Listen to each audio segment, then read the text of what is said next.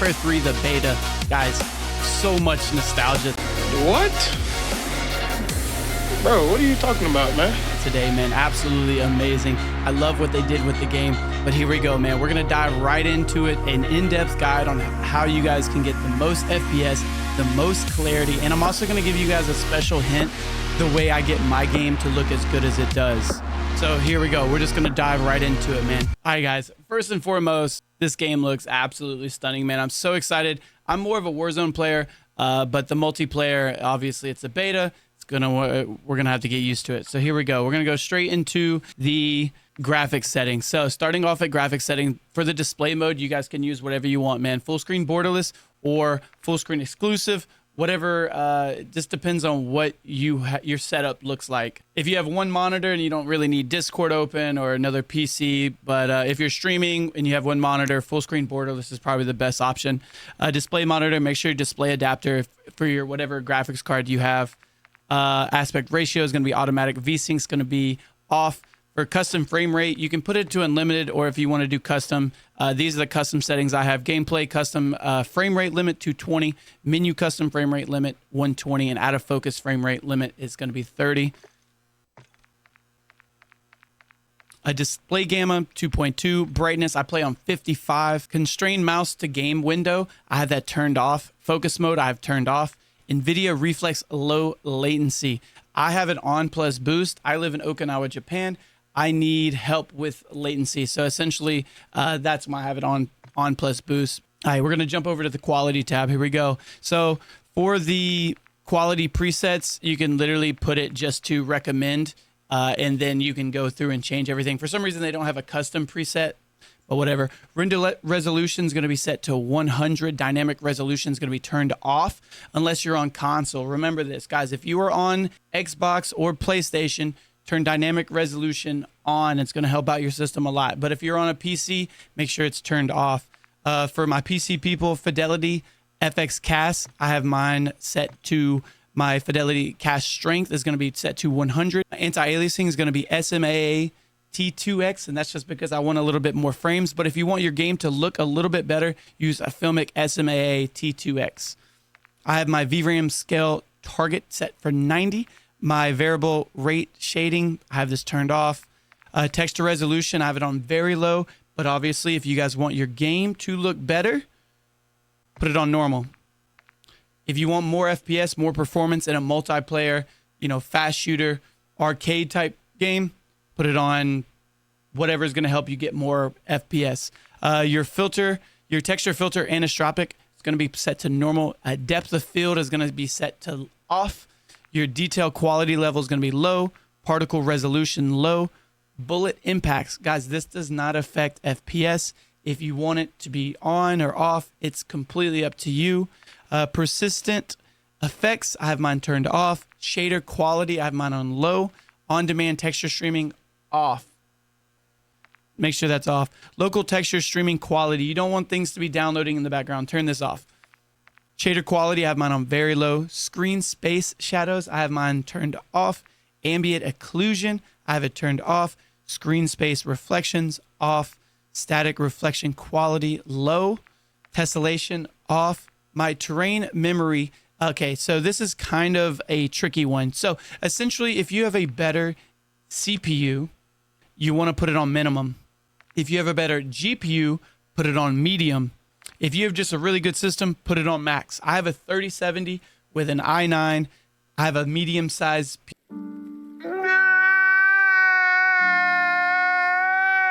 PC, pretty decent, gets the job done. You know what I'm saying, guys?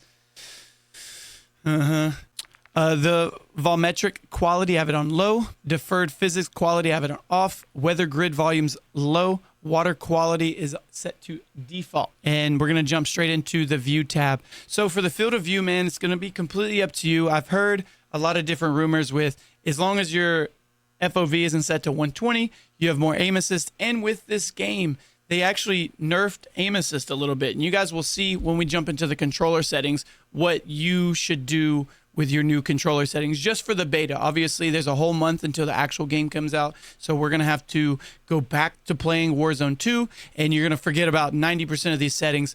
Just go watch my other video if you want those settings as well.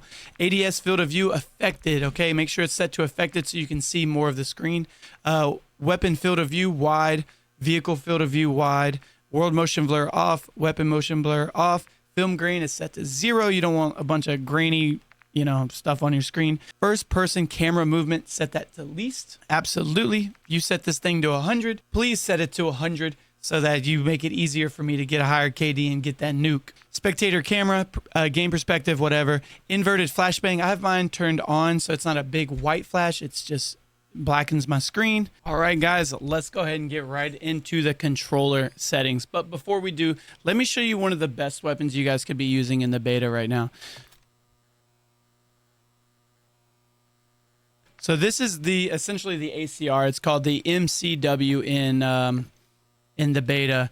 And yeah, these are the attachments, bro.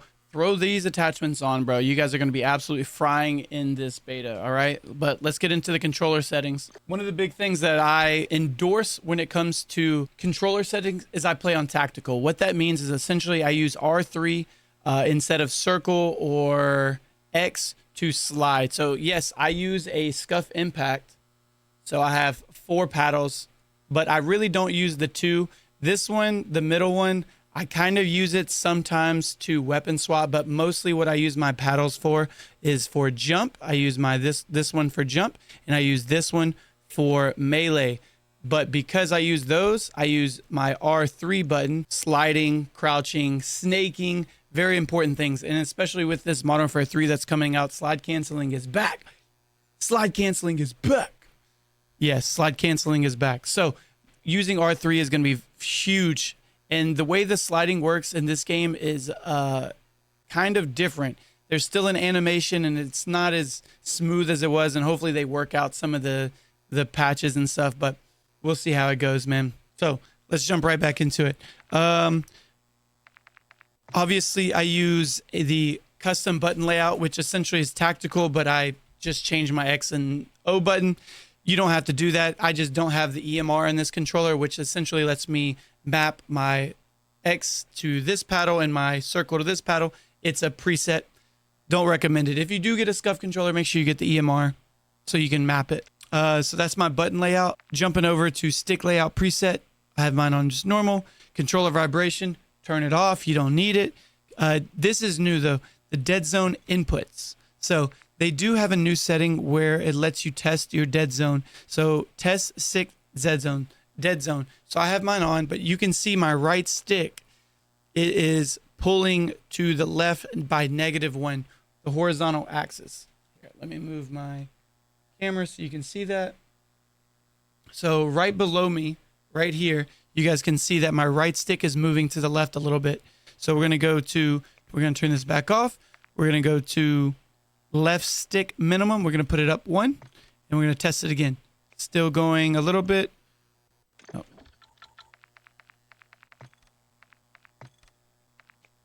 And there we go. So essentially that pretty much fixed it for me. It's just going up by 1.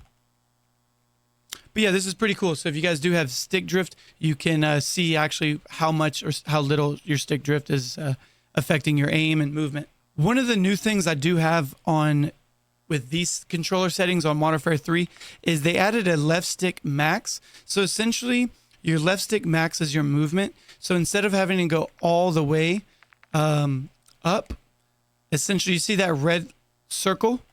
Essentially that's what this does right here. Is the reason I have mine set to 85 is so I don't have to move so much. I don't have to move my movement stick, my left stick, so much. It's going to be way better.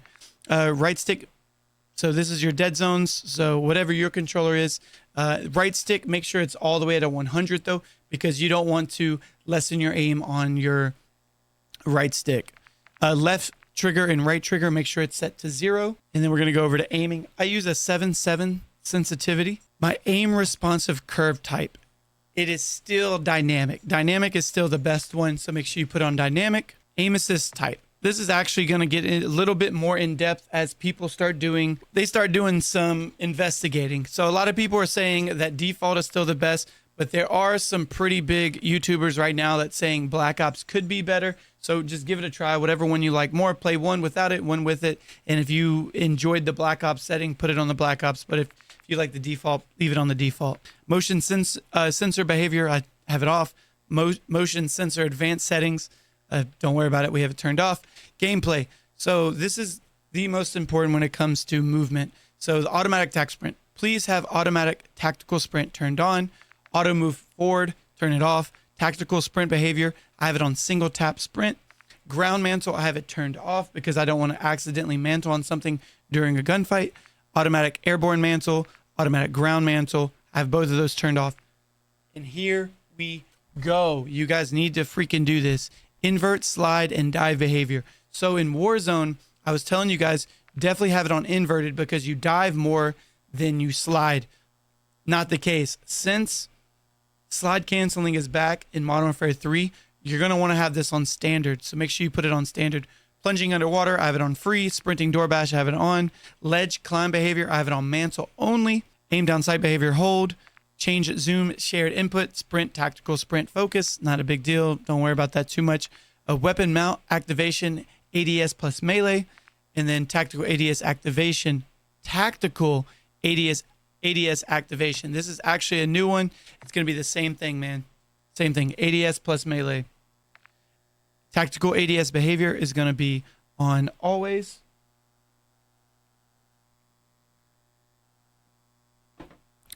Interact reload behavior. In Warzone, you want this to be on prioritize interact so you can hold the reload and then tap to pick up all your stuff. But during the Modern Warfare 3 beta, in playing multiplayer, you're going to want to have it on tap to reload so you can get that reload off faster. Yep, ADS stick swap is going to be off. Weapon mount exit delay is going to be short. Deleted ammo weapon switch is going to be depleted ammo weapon switch. I have this turned on so that if one of my ARs or whatever runs out of ammo, it automatically switches to my next weapon. Quick C4 detonation, I have it on 1x1.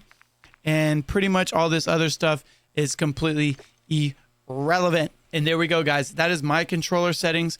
If you guys have another type of setting for your controllers, please comment it down below. Let me know what you guys suggest, or if you like my controller settings and you're actually going to start using them. All right, guys. So I promised you a little special tip. It's not too special, but it does make your game look incredible. So I use NVIDIA filters. So what's NVIDIA filters? Well, essentially, once you go to your GeForce experience, you go to your GeForce experience and you go to settings. Once you go to your GeForce experience, you're going to go to settings and you're going to go to in-game overlay. It says press Alt plus Z to share your gameplay or adjust settings. So let's go ahead and jump straight into a game. Let me look. Let's go to the main menu. All right, so you guys see how mine is very vibrant. Yes, this guy is kind of over the top, but press Alt Z. Bam, it pulls up your overlay. Go to game filter. And so essentially this is what it looks like turned on, and this is what it looks like turned off. Okay, so if you like your game looking like this, that's perfectly fine. Literally every single person you know probably has their game looking like this.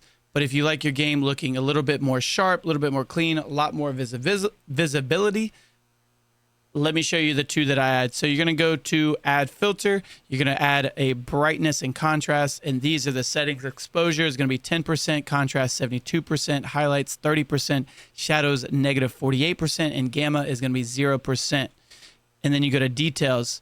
Scroll down on the details. Sharpen is going to be 50%, clarity 70%, HDR toning is going to be 38%, and the bloom is going to be 0%. Guys, this does affect your FPS. All right, so to be completely honest with you guys, it does affect your FPS, but the way I have my game settings turned all the way down to get the most FPS, I'm okay with losing the FPS that I gained from turning all my settings down to making my video look better. It makes my recordings look better. So for any streamers out there, man, it makes your recordings look a whole lot better.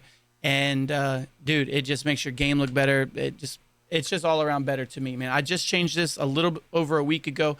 All of my videos have improved. They look better quality. So this goes for anyone who does recordings or anything like that. But anyway, guys, that's it for me, man. I just wanted to do a quick video, Modern Warfare 3 beta, in-depth guide. We talked about FPS boost. We talked about this special NVIDIA filter and all my controller settings. So hopefully you guys enjoy, and I'll see you out there, man. Y'all have a good one.